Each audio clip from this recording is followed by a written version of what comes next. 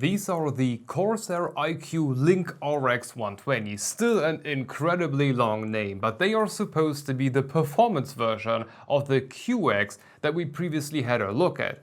And I don't know if you have seen that video, but it wasn't particularly pleasant. But these are supposed to be different. Now we got liquid crystal polymer, and for those who aren't familiar with the term, liquid crystal polymer, LCP, is a type of material used to make a fan stronger, and by doing that, manufacturers can keep up the tighter tolerances, like for example longer fan blades that are strong enough, thanks to LCP, so that they don't bend themselves straight and then grind against the fan frame once the fan spins quick enough. Or in other words, it's the stuff high-end fans are made out of. And in this case, according to Corsair, the impeller is supposed to be out of LCP, and the fan frame is glass fiber reinforced, which, like, okay, I guess I can press this thing pretty strong and it doesn't touch the fan blades, so I guess it's okay. However, I gotta say, it's not like you can immediately spot the LCP in the impeller. LCP has a very distinct color pattern.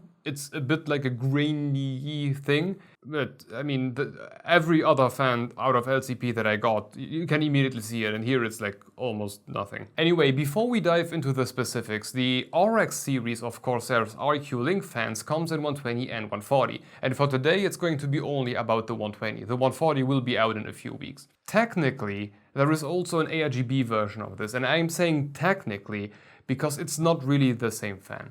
The reason boils down to LCP. LCP can't be like light through-y, which then means that the RGB version can't be the exact same blade, because yeah, that wouldn't work. And that the distance between the blade tip and the frame needs to be bigger on the ARGB version. But in their respective spec sheets, Corsair does say that they are different. It's not the same fan, so kudos for that. I know a bunch of companies that would have just benchmarked the stronger one and sold the ARGB fan with these specs. So good job there. Anyway, with a triple pack of these, or a starter kit, you will get 3 120mm RX120 fans, the iCUE Link hub to get yourself started in the wonderful world of proprietary softwares, a 600mm long cable with a 90-degree bend, as well as a shorter one with 2 90-degree bends, and these connection parts to chain the fans. To get the fans going, we need to connect the iCUE Link hub to a 6-pin PCIe connector for power, as well as a 2.0 USB internal header to actually make the thing communicate with your PC. From there you can use either one of the two ports on the iCUE Link hub to connect that USB-like connector to one or more of the fans. From there you got two possibilities. If you want to chain them into a block, you can use the included connector to forward the signal. On the side with the plug, we will mount the connector that actually does something, and on the other one, we will mount the passive one that only adds strength to the whole structure. And yes, everything is still magnetic and it keeps together quite well. Once the connection parts are in there, like, it's really strong. In case you wanted to mount the fans in separate blocks, you can use the additional shorter cable to either run it straight from the iCUE Link hub or passing it from one fan to the other. Like for example, as a back fan exhaust, you could mount this one in the top as exhaust and this one here is in the back as exhaust, and use the short cable to link between them. So yeah, now I need to figure out how. Yeah. This can't be right.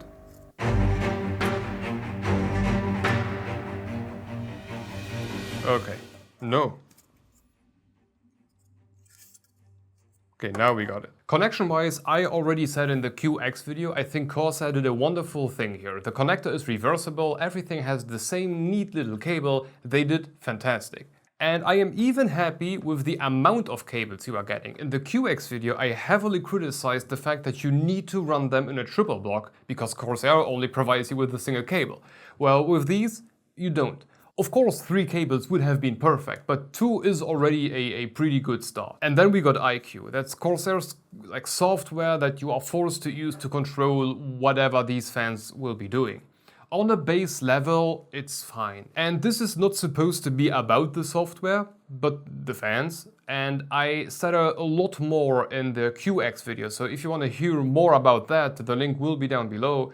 But in a nutshell, it's okay. The RGB part is kind of a black hole of what the hell am I doing here, but the curves part is really okay. So you can control these with or by whatever standard you want, and it's fine. The one annoying thing I found is that iCUE doesn't take system changes lightly, so if you swap the fans out, just make sure to force reinstall the firmware on the iCUE Link hub. That will make all the new fans just pop up again. Now let's actually get to the fans. We got a 7 pretty wide fan blade design, and in the back we got something Corsair called air guide technology. And in short, it's these rails which are supposed to keep the air that's being pushed out in the back from vortexing. Apparently that's not a good thing. And in the middle we got Corsair's magnetic dome bearing. Spinning at max, we are looking at a 2100 RPM fan capable of pushing at up to 74.2 CFM at up to 4.38 mm of H2O, so stats-wise, it's really not that bad at all. And for performance, well, apparently Corsair does know how to make fans. We benchmark fans in two different ways. Once on our case simulator, a wooden box where we use two fans to recycle the air within and measure the results by looking at the CPU temperature underneath a passive Nokia P1. And for radiators, we blow through a 10 FPI 80mm radiator and measure the performance by calculating the water temperature above ambient.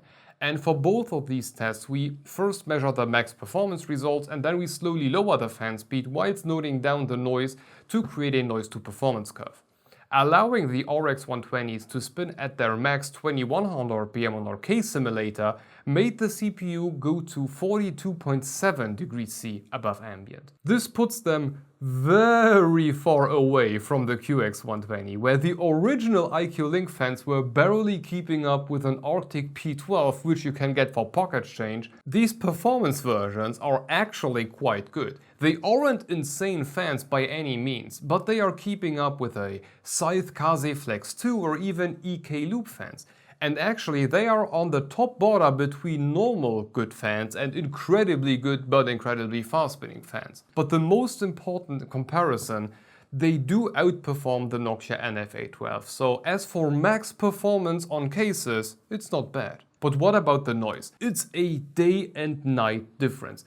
I don't know if you remember the QX120, they were ridiculously loud and ridiculously bad at that. And the new RX120, well, they are not.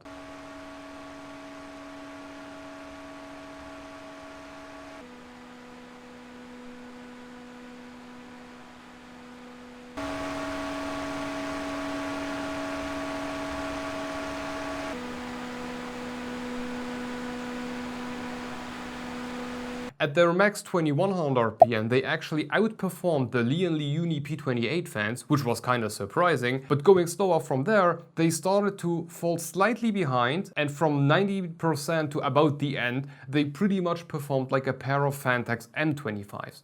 And compared to the NF812, sure, they got the headroom, that's 100% sure, but once they are supposed to produce the same lower temperature results, the NF812 still is quieter. So for cases as a whole, it's surprisingly good at max speed, and afterwards they might start to slightly fall behind, but not by that much. From start to finish, they keep up in an honorable way.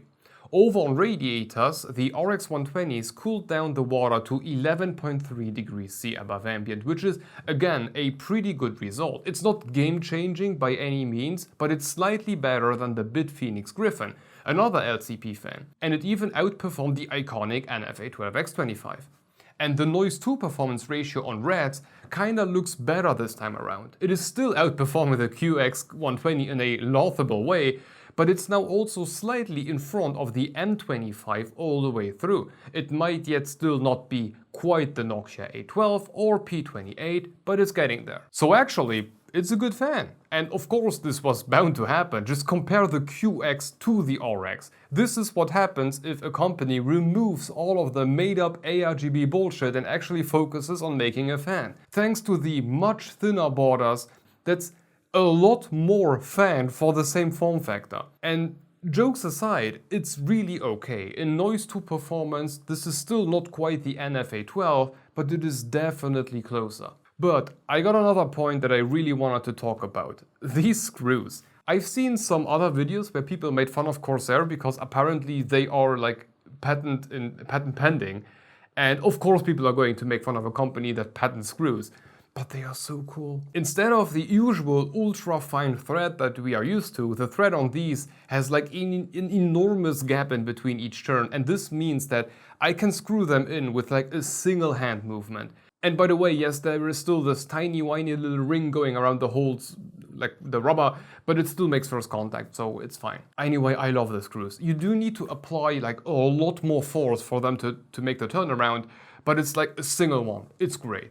And because there is actually so little thread overall, the damage done to the fan frame will also be significantly smaller. Just imagine you are going through some plastic with like 20 little threads, one just after the other, which are just like shredding through the plastic, versus like 2 giant threads, which are just once going through and then it's fine. But let's talk about the price. A triple pack of those will come at 90 USD on Corsair's own website.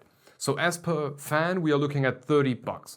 Which is still expensive, it's not an affordable fan, but for a change, I'm not going to say to stay the hell away from it. Considering the max performance, the noise to performance, and the fact that you are in that whole ecosystem featuring that really cool connector, I think it's okay. Especially because it's roughly the price of a Nokia fan, and you basically trade in some noise to performance in exchange for more headroom and that really cool connector, if you compare it to the Nokia one. So I think it's okay. Unlike the 50 bucks Corsair still charges for that QX fan. But there is also something not necessarily negative, but annoying.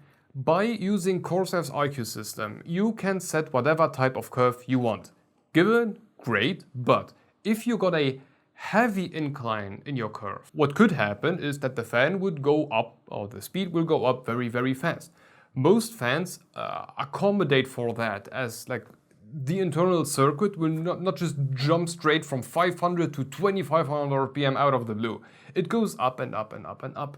But for the RX fans, for every RX fan, it's like instant. Slow, slow, slow, slow, fast. And the joke is, it ramps up so fast that it will spin too fast, and then the fan will adjust itself down to stay in spec. So the end result is like wee oo, and that E, it's annoying.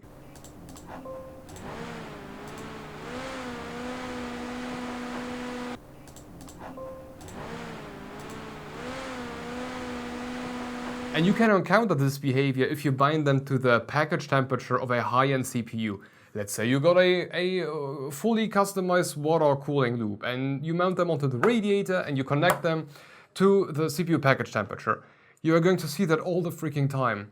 And I guess Corsair could do some improvement here. They could smoothen that out with a bit of software update in iCUE, so it's not like this is forever. Corsair could do something about this. But okay, I guess this was it for the RX120, an actually good fan for once. And to finish this off, I am kinda impressed with Corsair's response to our coverage on the QX120, because it wasn't positive at all. And instead of blacklisting us into oblivion, they contacted us with these RX120 fans and a whole bunch of other fans, because this is like just the first one out of 4, I believe. Anyway, they were like, hey, we also got these fans which are better, wanna try again? And it's like not what we are used to. So good. But okay, this should be all for Corsair and their RX120s. And at this point, a huge thank you to Corsair for sending them over. Oh, on a side note, we have a Discord server, so if you want to join, the link is down below. And we got channel membership, so if you are planning to sell your soul for an RG poop emoji, that's one way to go. But if not, I'm also releasing the content to all members 2 or 3 weeks in advance. Except for the NDA stuff, because, you know, I don't want to get sued. Additionally, you can rest assured that the income will not only keep the channel afloat, but will also serve to create a slideshow for Corsair explaining that if you got this zoomed in, it should look like this, and not this. Anyway, thank you for watching, and if you want to continue, have a look at our take on the QX120. Good luck. Hope to see you in the next one. Bye bye.